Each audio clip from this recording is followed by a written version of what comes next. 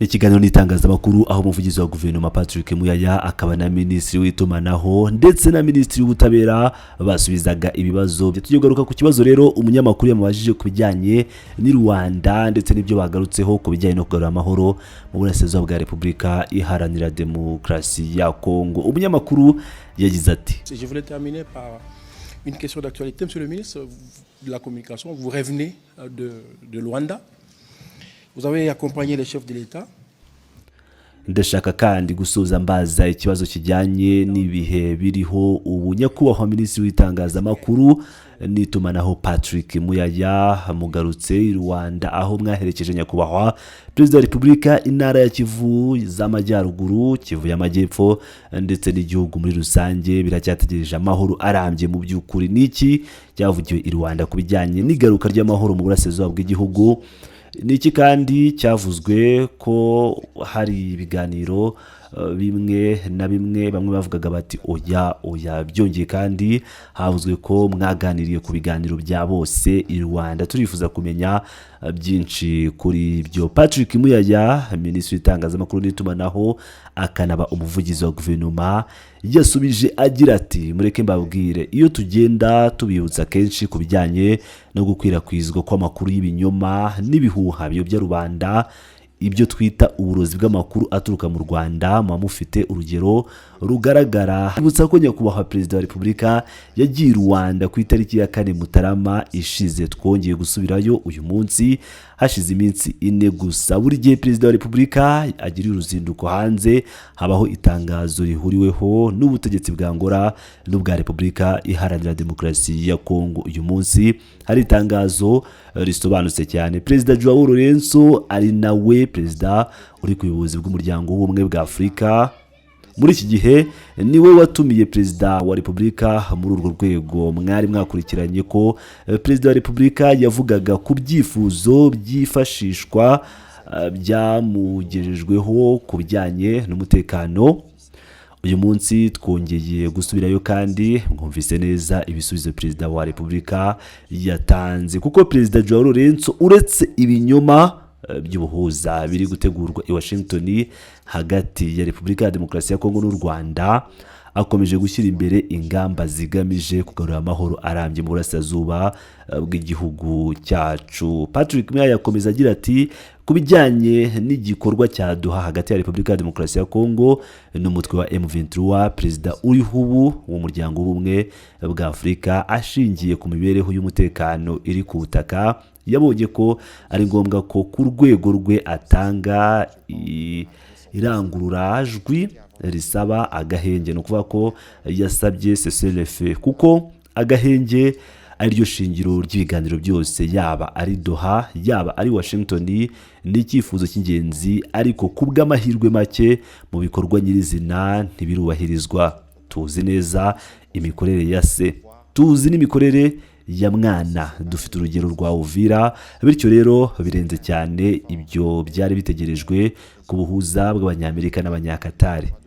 Nk'umukuru w'umuryango w'ubumwe bwa Afurika yabonye ko afite ubushobozi n'uburenganzira bwo gutanga iryo hamagarwa. Sinshaka gusubira ku mateka ye, kuko mbere yo kuba perezida w'umuryango w'ubumwe bwa Afurika yari umuhuza mu biganiro bya Rwanda. Perezida wa Repubulika ako kanya yatangaje ko twiteguye. Niyo mpamvu uyu munsi hateganyijwe indi ntambwe ikurikira, kuko perezida w'umuryango w'ubumwe bwa Afurika azagirana ibiganiro n'abandi bafatanyabikorwa bireba kugira ngo hamenyekane icyakorwa gikurikira. Iyi si inzira nshya itangiye n'imbaraga n'ihamagara bya perezida w'umuryango w'ubumwe bwa Afurika.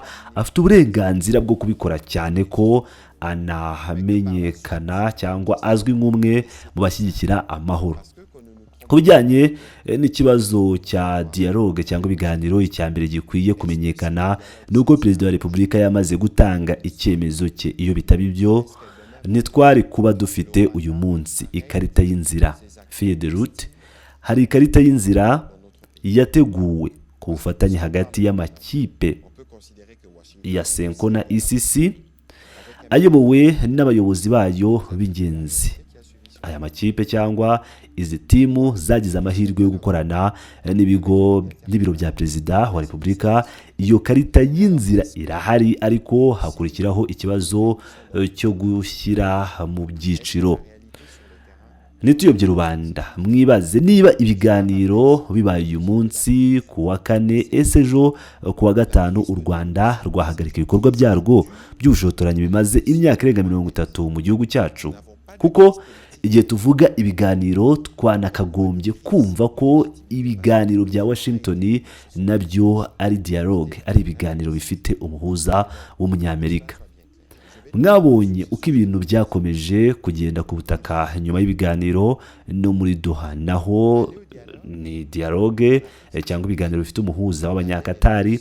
Ese murabona ibiri kuba ku butaka? None se niba duhuriye muri izi dialogue cyangwa muri ibi biganiro, ese ejo bukeye ibintu ku butaka byahinduka? Ni ikibazo.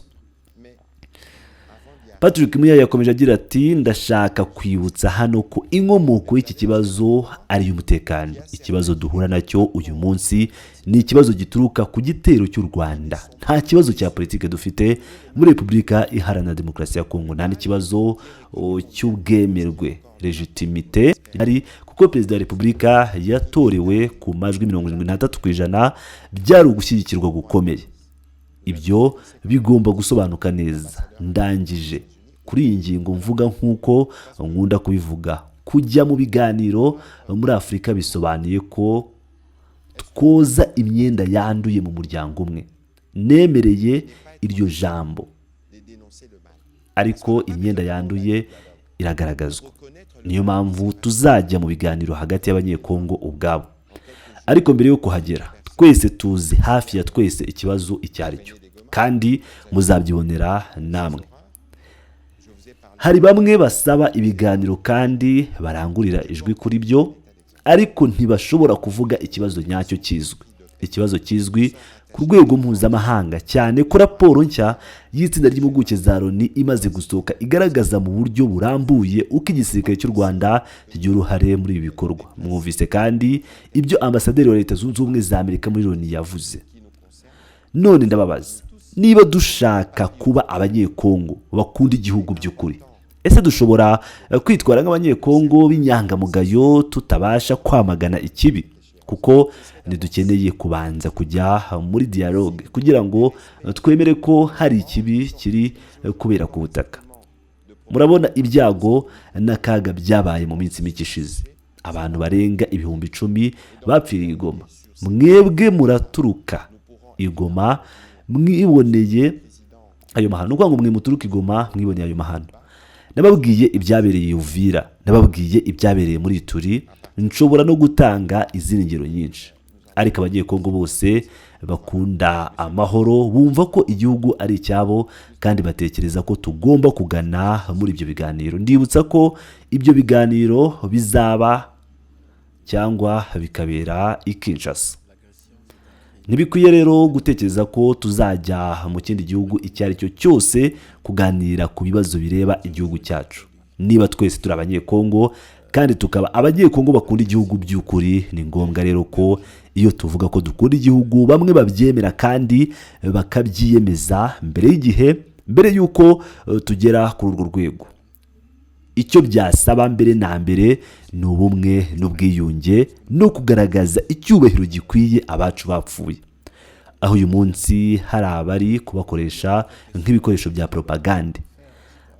Abana bigana ababyeyi babo kuri ibi bintu bigomba gusobanuka neza. Ku bijyanye n'ibyabereye i Rwanda, tuzagaruka kuri byo igihe Perezida Joao Lourenço azaba aduhaye ibisubizo by'ibiganiro yagiranye n'abandi bafatanyabikorwa bagira uruhare muri iyi ntambara, yaba abari i Washington cyangwa ahandi. Icyo gihe nibwo tuzamenya icyerekezo kizakurikizwa. Ndabinginze nyakubahwa Minisitiri, mwihanganire ko nafashe umwanya munini, ariko byari ngombwa gusobanura neza izi ngingo no gushyira ibintu mu murongo. Byari ngombwa kandi no kubisobanura no ku rwego rw'ubutabera. Nibwo Minisitiri w'ubutabera nawe yahise agira ati, igitero igihugu cyacu cyagabweho n'icyaha mpuzamahanga. ibi byemejwe n'amategeko mpuzamahanga, kandi imiterere y'amategeko igenga iyi ntambara isaba ko hashyirwa mu bikorwa inzego ebyiri z'amategeko.